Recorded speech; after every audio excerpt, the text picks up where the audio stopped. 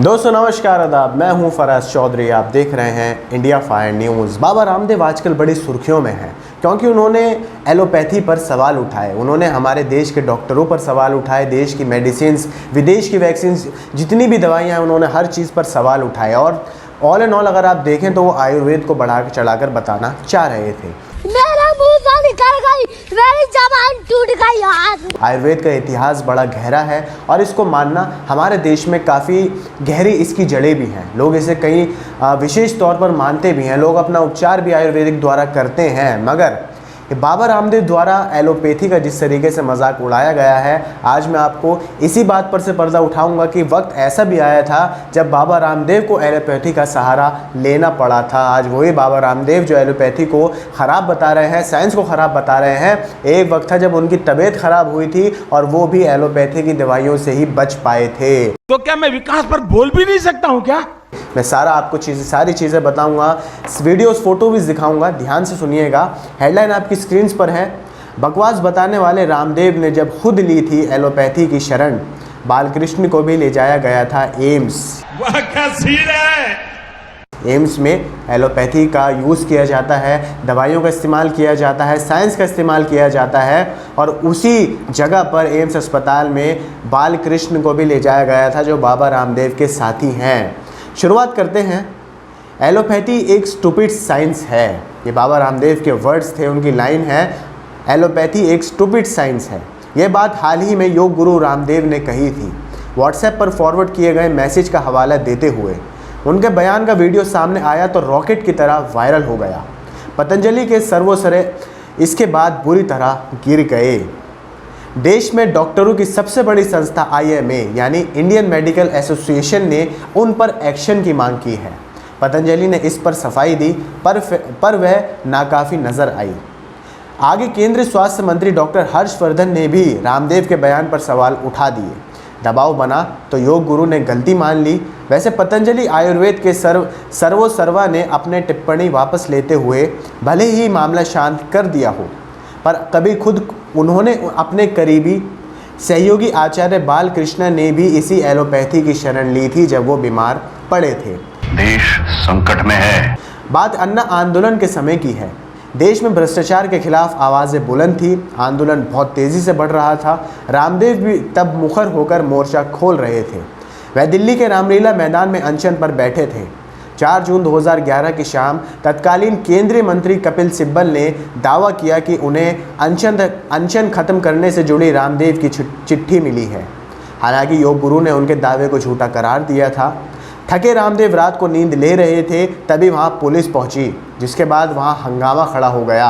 बाबा कुछ ही देर में मंच पर आए और स्टेज से अचानक कूद पड़े। ये वही वक्त था जब अपनी धोती बचाकर, लुंगी बचाकर रामदेव जी वहाँ से भागे थे। इस बीच आंसू गैस के गोले दागे गए थे। सलवार कमीज में रामदेव नई दिल्ली निकले तो पुलिस ने पकड़ लिया और वहाँ से देहरादून भेज दिया। हालांकि वे वहाँ भी अनशन पर अड़े रहे थे, पर योग गुरु की जिद की वजह से उनका स्वास्थ्य गड़बड़ा गया। उन्हें देहरादून की जैली ग्रांट अस्पताल शिफ्ट कराया गया। रामदेव को इस दौरान BP की दिक्कत हुई थी। TRP तो नहीं खराब हो गई?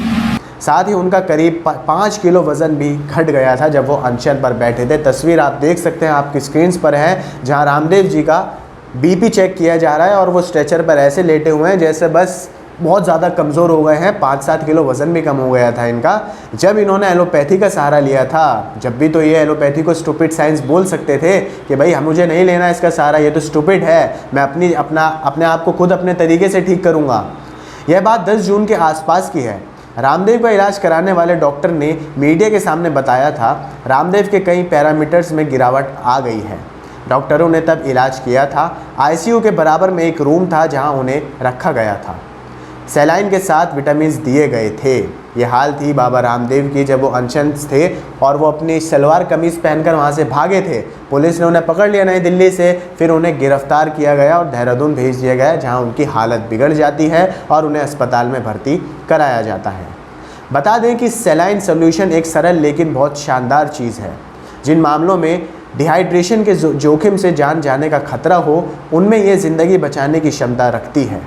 नमकीन घोल को लोग सैलाइन सोल्यूशन के रूप में भी जानते हैं। बहरहाल बाद में आर्ट ऑफ लिविंग वाले श्री रविशंकर अस्पताल पहुंचे थे और उन्होंने रामदेव का उपवास तोड़वाया था। बालकृष्ण भी तब रामदेव के साथ अस्पताल में ही थे।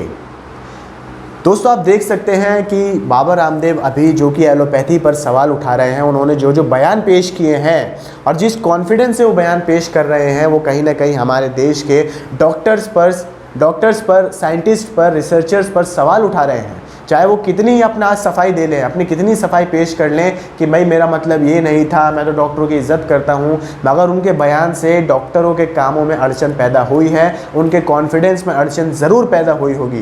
क्योंकि कोरोना के समय में डॉक्टर्स ही सबसे आगे खड़े हैं, जो बहुत मेहनत कर कर दिन रात लगाकर अपनी ज़िंदगी दांव पर रखकर हम सब की जान बचाने में जुटे हुए हैं। दूसरी लहर कितनी घातक साबित हुई है, पूरा रिजल्ट आपके सामने है और इसमें डॉक्टर्स का मजाक उड़ाना बाबा रामदेव द्वारा ये बिल्कुल भी सहन करने वाली बात नहीं है।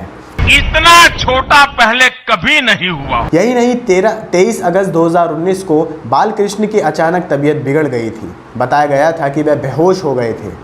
आनन फानन उन्हें पतंजलि योगपीठ के नज़दीक एक अस्पताल ले जाया गया।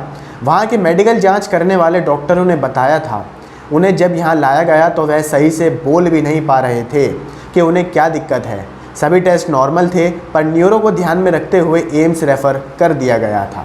बाद में ऋषिकेश स्थित एम्स में ले जाया गया था, जहाँ उनका इलाज हुआ था। इस दौरान कुछ मीडिया रिपोर्ट्स में बताया गया था कि उन्हें दिल का दौरा पड़ा था। वैसे रामदेव के प्रवक्ता SK तिजारावाला ने पत्रकारों से तब कहा था कि चिंता की कोई बात नहीं है, आचार्य बालकृष्ण की हालत स्थिर है।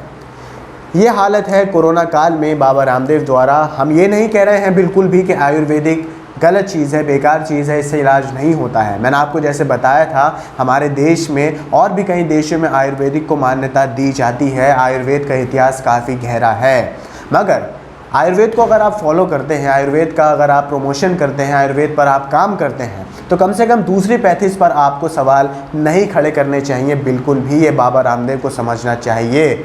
एलोपैथी को स्टूपिड साइंस बताना, वही एलोपैथी जिसके द्वारा कितने सारे लोगों की दुनिया में जान बचाई गई है। माना कई लोगों ने अपनी जान खोई है, कई परिवार उजड़ गए हैं, मगर उस एलोपैथी की वजह से, डॉक्टर्स की वजह से, दवाइयों की वजह से, रिसर्च की वजह से, साइंटिस्ट की वजह से कितने लोगों की जान हम बचा पाए हैं, ये भी तो हमें देखना चाहिए। बाबा रामदेव को देखना चाहिए। सीधा जाकर किसी भी कैमरे के आगे बैठकर बोल देना कि एलोपैथी एक स्टूपिड साइंस है, दवाइयाँ सब बेकार है, ये सब मत कीजिए, ये जो 2-2 सिलेंडर दिए हुए हैं इसमें से ऑक्सीजन लो ना, ये सब चीज़ें गलत हैं दोस्तों। ऑक्सीजन की कमी के कारण कितने लोगों की जान गई है, और वो जब ये बातें सुनेंगे कि यहाँ 2-2 सिलेंडर हैं, इससे ऑक्सीजन खींचो, तो सोचिए उन पर क्या बीतेगी।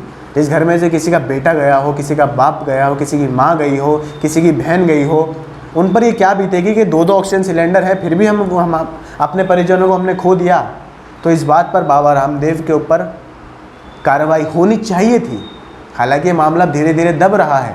मीडिया पैनलिस्ट मीडिया चैनल्स पर आकर वो बैठ रहे हैं, अपनी सफाई दे रहे हैं, बस ख़त्म, ये बात यहीं दब जाएगी। इस पर कोई आगे कह सकता है कार्रवाई नहीं होने वाली है। डॉक्टर्स ने, IMA ने इस पर सवाल उठाए हैं, उन्होंने कार्रवाई की मांग की है कि बाबा रामदेव के इस बयान पर कार्रवाई करी जाए।